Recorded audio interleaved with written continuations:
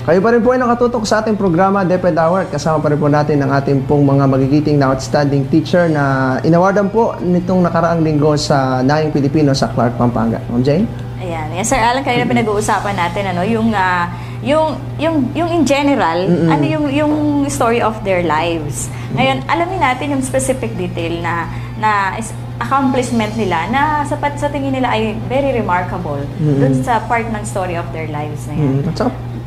Parang yung talagang tipong, naramdaman ko na teacher ako nung ginawa ko itong pangyayari. Oo, at saka, sa tingin nila natin ay kakaiba sa lahat ng ibang teacher. Kasi tayo pwede rin naman nating i-guide yung bata. I mean, yung lahat ng teacher pwede i-guide ang bata, pwedeng turuan ng bata. Ano yung specific accomplishment na sa tingin nyo nga ay kakaiba, unique, unique, na mas talagang, angat sa ibang teacher? Tanong natin yung mas makaranasan, si Ma'am Teresita, ma'am. Ma'am. Ikaw yun. Ako yun? Nawala na yata. Parang kinakalkal pa ni Ma'am sa baul ng kanyang alaala yung mga... Malalim. Yung naging, karanasan.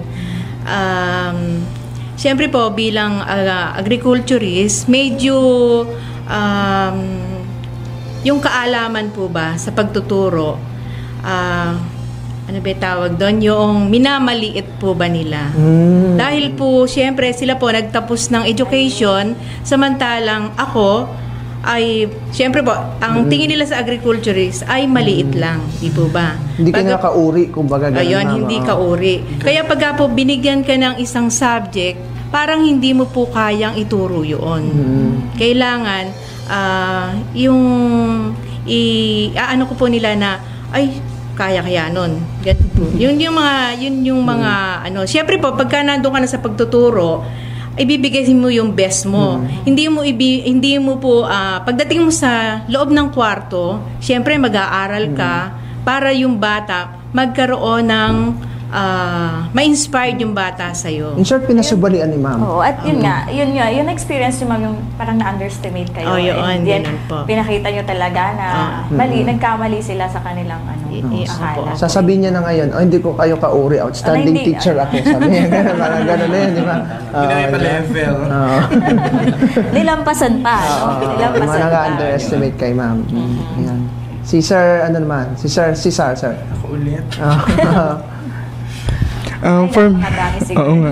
Hindi, for me kasi po, when the children feel that they are being loved by their teacher, kumbaga, ang magiging balik talaga nun sa guro ay yung masasarap na salitang nanggagaling sa kanila. Katulad na hindi mo inaasahan. Na-experience. Nakakatuwa na, di ba, pag birthday mo, magpo-post sa wall na, yun nga po, yung sasabihin na hindi ko magagawa ito, na kundi mo sinabi sa amin, sir, na wag mahihiya kapag walang ginagawang masama. Sabi ko sa kanila lagi na whatever you do, kailangan ibigay niyo puso niyo doon, 108%. Kaya lagi ko sinasabi sa kanila na tuwing may gagawa kayo ng isang bagay, simple man o engrande ito, dapat ibigay lagi buong puso. Kasi doon nagmumula po lahat para sa akin. Bukod sa mga linya kay Popoy and Basha, ano ba yung mga linya, sir, na talagang tumatak sa puso mo galing sa... One more chance. Paborito ni sir yun Oo, sobra. Yung pasasalamat na mula sa puso, Sir Alan, na sinasabi nga na nahubog. Ayun, yung word na nahubog. Nahubog mo kami, sir.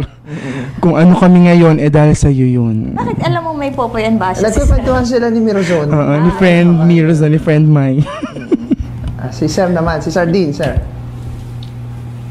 Parang wala din akong Hindi ako naniniwala, meron yun, sir. Akala mo lang, sige. Pero kagaya ni Sir Akala mo lang wala. Alan, Sir. Si Sir Alan ay isa rin sa mga nagpapalakas ng loob ko na umangat. Umaangat man ako, no? Kasi si Sir Alan ay nakilala ko yan na nasa ilalim ko siya. Sir Alan? Oo, ako ay practice teacher doon sa San Francisco. Ngayon ay nasa ilalim na niya ako. Hindi naman, pantay-pantay lang tayo. Yun ang kakaiba. Kaya isa sa mga motivation yung mga bata nating kasamahan, katulad ni Sir Alan. At isa sa mga motivation po sa akin yung mga estudyante na may hikaw, may tato, may basagulero, may itim, may kulay ang buhok. lahat-lahat na po ng masabi natin na pag nakita po natin yung bata na yan, sigurado hindi mabait yan. Pero, ninong po ako ng siguro 4 ng ganong klaseng bata. Although bata pa silang kinasal, ay ginawa ko ng ninong. Mga ganong pangyayari po ba, sana dumami pa. Na mga ganong klaseng mga double cards, binigyan ako importansya dahil sa palagay ko ay nung sila ay nasa aking ilalim, ay nabigyan ko sila kahit paano ng kaprasong importansya. Kaya siguro nakakatuwa na makasalubong mo yung mga ganong itsura ng bata na malalaki ng mama ngayon, ay babatiin ka na, sir, ganito po, ganon. Yun. Nakaka-touch yan. Oo. Naisip ko lang nung estudyante siguro si sir. Pasag lugar. Parang may Kaya hikot medyo at nakaka-relate. Meron din pong ganong ugali, syempre, bata, pero wala naman akong tattoo na, tipyata uso nun, hikaw, may kulay ang buhok. Pero ibig sabihin, Ma'am Jane, talagang nahaplos ni sir yung puso ng mga bata na yun, ano? Hindi, tsaka kasi pagka yung, parang paano ba to? Parang pagka na-experience mo rin yung ganong nagiging malapit sa'yo sa puso mo yung mga bata. Kasi noon, ito ka ganito ka nung araw ngayon. Ayan na, ikaw na yung mag-guide sa mga bata na to. Oo, tsaka yung mga bata rin, tad-tad na ng mga sermon sa mga teacher nila, ano? Tsaka pag love ka, Ma'am Jane, ng mga bata, halimbawa ngayon, nasa cashier sa Jollibee, bibigyan ka nila ng discount. Yung teacher ko si sir, bigyan natin discount, diba? Pero pag hindi ka nila love, dededmahin ka lang ng mga yun. Lalo, pag alam nilang mahilig ka sa discount. Pero yung mga prices ng guro na Pero po ang isang masarap pa na maramdaman ng isang guro, pag po nakasalubong mo yung mga estudyante mo, kahit na sila ay successful na, nandoon pa rin po yung paggalang ng ma'am. Hindi po nawawala sa kanila yung ma'am. Kaya po yung pagtuturo ay isang napaka mataas na level. Totoo po yan. Opo. Kahit nga hindi na natin kilala yung mga bata. Hindi natin alam yung pangalan nila, pero alam natin mukha nila. Minsan ako, nahihiya ako itanong, pero kailangan malaman mo rin yung pangalan nila para naman nice way. Matanda ka na kasi serbisyo yan. Hindi kasi sa dami naman. Mahirap nang tanda yung mga pangalan. Ayan. Kwentuhan naman po tayo ni Sir Bondok, Sir Danilo. Mahalaga dun sa aking mga mag-aaral yung pagbalik pa nila dito sa paaralan. Nagpapasalamat sila sa mga bagay na tinuro ko at tinuro ng iba ng mga kasama kong teacher sa kanila na nagbigay ng pagbabago sa kanilang buhay. Yun ang maikli na masasabi ko po na isa sa pinakamahalagang accomplishment po ng isang teacher na mabago ang buhay ng mga kabataan. Babalik-balik sa iyo, sir, tapos bati-bati pa rin, mainam niya. Si Sir naman, si Sir Villaman, sir. Ako naman po siguro, ang masasabi ko lang sa mga ginagawa ko is yung pagiging isang guro ng pag-asa sa mga bata. Na kung saan, sa ngayon po ako ay teacher ng EPP.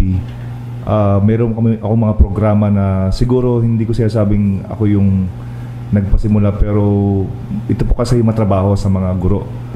Kaya siguro ang masasabi ko lang is ako yung isa mga nagtsatsaga sa mga mag-aaral na magturo ng tamang pag-iipon at pag-entrepreneur sa loob ng eskwelahan. Bilang bata, sila ay matuto silang maging isang munti o sabihin nating batang entrepreneur. Nag-iimpok sila hindi lang para may pambili sila ng pagkain o ng sabihin nating pangangailangan nila, pero ito ay paghahanda para magkaroon sila ng negosyo na pwedeng pamparalan o pwede nilang magamit sa susunod din ng mga pangangailangan para sila ay magkaroon pa ng mas dagdag na kita sa kanilang iniipon. Ano, sir, ang pag-iipon, sir, ng kanilang allowance? Or mayroon po kaming programa na yung sa eskwelahan, yung meron kaming mga coin bank na mga proyekto. Pinagagawa ko sila mga coin bank at kailangan nilang ipunin yun or lagyan ng mga nasa-save nilang pera sa araw-araw. And then pagka po dating po ng June o July yung pong ating tinatawag na National Savings Month or yun po ang natatandaan ko. Naalala ko tuloy. Nagbubukas May po naalala sila. din ako. Sige. And then, saka po ngayon, mag-i-invite po ako ng taga-bangko para po magbukas po sila ng kanilang bank account. And then, yung pong mga batang gustong mag-invest, meron kaming tindahan dito sa eskwelahan namin na kung saan pwede kaming magbenta ng mga produkto namin na pang-eskwelahan at saka yung kanilang mga proyekto ay kanilang din ibebenta doon sa aming munting tindahan sa eskwelahan. O, yung naalala mo muna. Sabi mo, Ikaw naalala. mo lang. Okay. Naalala mo yung proyekto kung ano, yung ibabalik yung 25 centavos doon sa pagbili ganun. That is one of my projects din sa Guro ng Pag-asa. Ayun, kasi yun ay in collaboration with Bangko Sentral ng Pilipinas na ina-awardan yung yearly, Ma'am Jay. No? And once you become Guro ng Pag-asa, you receive 100,000 pesos sa national level, ano? And you will be also getting yung 35,000 maximum sa PBB. Ang Guro ng Pag-asa ba ay sa elementary? Elementary. Actually, pwede ka, if you are a teacher of HECA-C, Values Education and EPP, you can integrate, may lesson integration yon from the Bangko Sentral ng Pilipinas. Ayun. Naalala ko kasi din yung program ko noon kasi iCoin naman yun. Yung mga bata, kasi alam naman natin ang 25 centavos, ano lang, nineglect na lang ng mga bata. So pinapupulot ko ko sa kanila. Kung meron yung pati mga kapitbahay nila, then ipapalit sa akin. Pero 4 pesos din. 4 cents din. Or 25 cents. Piso din naman. Kasi syempre, idadala ko pa rin sa bangko yan para i-deposito. And then, pati mga kapitbahay talaga nila, nagpapapalit sa akin. Kaya tuloy, nakaipon ako ng maraming 25 cents. Kaya lang, hindi kasi ako aware dyan sa Guro ng Pag-asa. Pang-elementary. Oo, pang-elementary yun. So, pwede na si Sir siguro next year na sumali doon sa Guro ng Pag-asa. Ay, ilang taon mo na ba, Sir, ginagawa? 2 years na sila. Oh, yun. So, minimum of 1 year lang pwede na. Ayun. So, pero medyo mabibigat kasi mga criteria. May community, may kung ano pa, instructional competence, ganun. Kung ano, kailangan talagang documented yung lesson mo kung ano yung ginamit mo talaga. Pero kaya ni Sir kasi nakaka 2 years na siya. Ayan. So, good luck. Panibagong ulit yun. Challenge kay Sir, to be the Guro ng Pag-asa next year. Ayan. At I think awardan din yata yung Guro ng Pag-asa. Kasi noong nakaraang taon, inawardan kasama ng mga outstanding teachers yung mga Guro ng Pag-asa last year. Ewan ko lang kung kasabay silang i-awardan ngayon. So, yun po. At tatanong naman natin ngayon kung ano yung sa kanila, Ma'am Jen, yung pinaka, yung bang masakit sa isang guro na makita, na masilayan, parang ganoon din yun, na makita, kasi pag minsan may masakit talaga sa teacher day to day meron, o kaya minsan wala ka sa classroom, meron ka ding masakit na nararamdaman ng teacher. Kung sakit o sakit lang, maraming teacher na nararamdaman. Tanong natin, unahin naman natin si Sir Villamar. Siguro yung pong sa araw-araw nga na pagkatsaga sa mga batang, lalo sa mga nasa elementarya. Kasi po ako galing ako sa high school. Nagturo po ako sa NUST ng 8 taon sa high school department saka sa college. So, nasanay ako doon talaga na madaling pasunurin yung mga bata, madali silang turuan, at madali yung mga pag-handle o paghawak sa mga estudyante. At nung ako magturo sa elementary, ang naging challenge sa akin na masakit sa akin nga ay yung nagtuturo ka, pero yun nga, ang hirap mong makuha yung kailang attention dahil nga talaga lalo sa mga lower section na kahit anong turo mo ay parang hindi pumapasok sa isip nila yung tinuturo mo, which is hindi naman siguro sa akin lang yung factor na yun, kundi baka dun sa pamilya. Anong naiisip mo, Sir, kapag ganon? Sitwasyon na ganon? Siguro naisip mo na nga lang is mag-iba ako ng paraan ng pagtuturo. Maaring ibaba ko yung level ko o maaring idaan ko nga dun sa ibang way ng pagtuturo. Lalo sa gardening. Kaya sabi ko nga, puro more on gardening yung mga bata. Tuwan-tuwa sila. Hindi puro lecture, hindi puro discussion. Masakit talaga yun, Ma'am Jen. Parang, kumbaga sa ano, kung hindi mo na-meet yung 75% master ng mga bata parang hindi ka rin, parang hindi mo rin na-meet yung pagiging 100% teacher mo. Si Sir Bondok po, sir, ano naman masakit sa inyo? Tingnan natin. Parang gano'n, no? Likod ko. Kadalasan po ang masakit po sa isang Kalooban guro, natin. kalooban ng isang guro. Yun nga po, yung isa na po yung hindi nakikinig yung mga bata. Ang ginagawa pag nag-discuss ka, hindi sila interesado dun sa tinuturo mo. Ngayon po ang tinuturo ko, Hekasi. Ano po, Geograpia. Yung kasaysayan, Sibika. So medyo ano po yung malalim po yung yung pag pinag-usapan na yung mga kasaysayan, medyo nagkakaroon ng yung mga bata. So parang nagkakagulo sila. Parang gano'n din kayo. So minsan pag nararamdaman ko na hindi sila tututo, uwi ko sa bahay, nag-iisip ako ano kaya magandang paraan para sa mga makuha ko yung ng mga bata, attention ng mga bata. Minsan gumagawa ko ng paraan sa pamamagitan ng pagtuturo ko, sinasama ko yung pagbibiro. Ayan, yung joke ganyan. Na makukuha ko yung attention nila. Nandun din naman yung lesson. Ayan. Yun po isang halimbawa lang po ng paraan ko. So yun. Si Sir Dean, parehas din ba nung bukod sa kanila meron ka pang nararamdamang masakit sa kalooban mo kapag sa pagtuturo? Sa sistema baka meron. Yun tama ka, Sir Alan. Sa sistema kasi natin, hindi naman natin mababago yung overnight. Matagal pa yan. Mahabang proseso.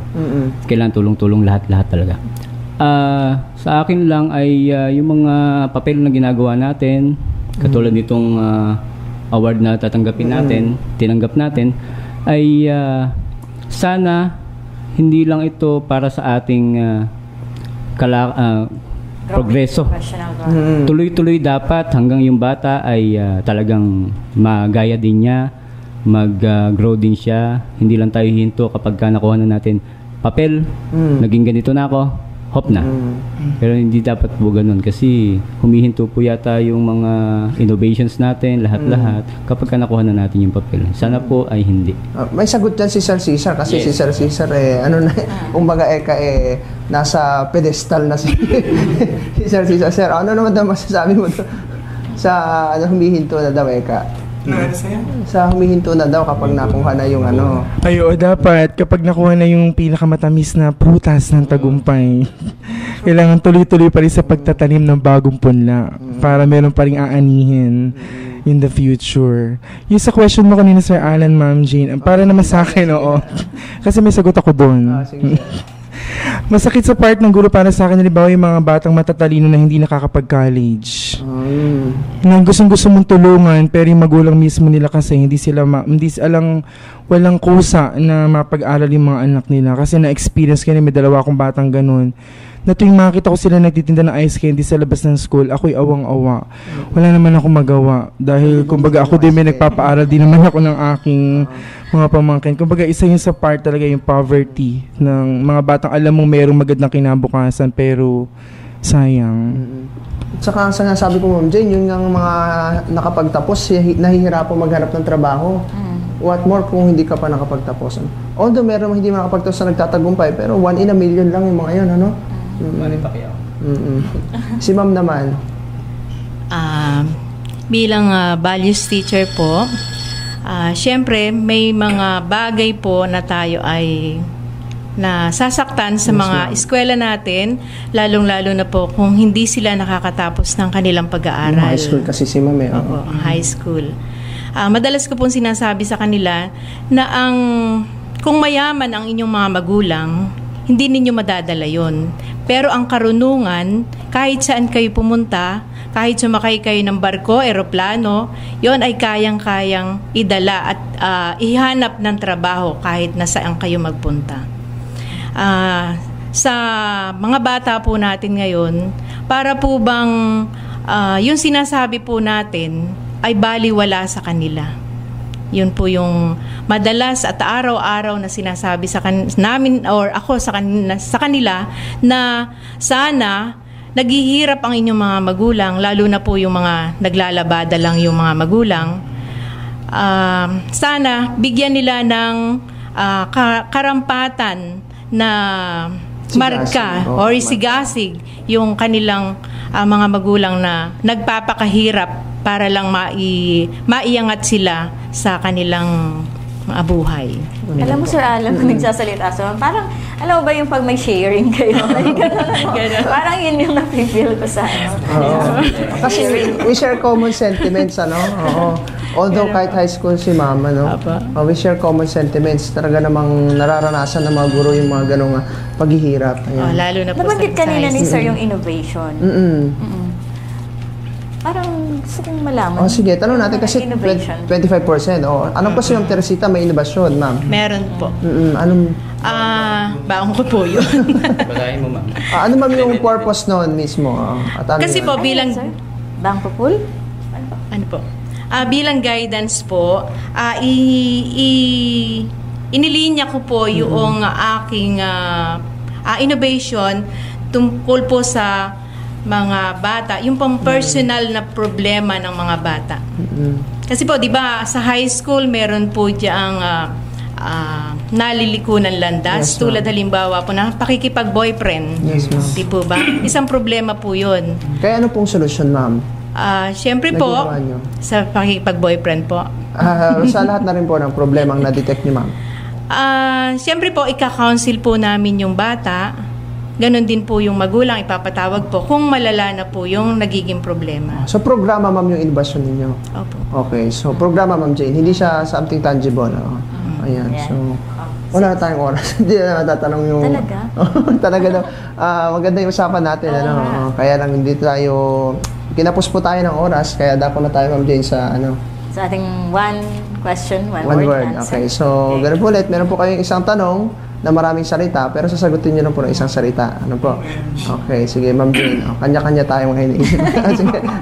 Ano po si ma'am Jane? Sige. Ano masasabi mo? Sige po. Anong masasabi niyo sa search for most outstanding teacher? Sir? Amazing. Ma'am? Masayang masaya po. Sir? Motivation po. Humbled po. Sir? Challenge. Okay. Ano nung masasabi niyo, umpisa tayo kay sir, sa mga estudyante? Inspiration. Happiness. More motivation. Dalawa yun, sir. Sige. Lovable. Hope. How about, ano po ang inyong masasabi naman pagdating sa DepEd? Sir? Sir? Life. Sir Bondo? Struggle po sa akin.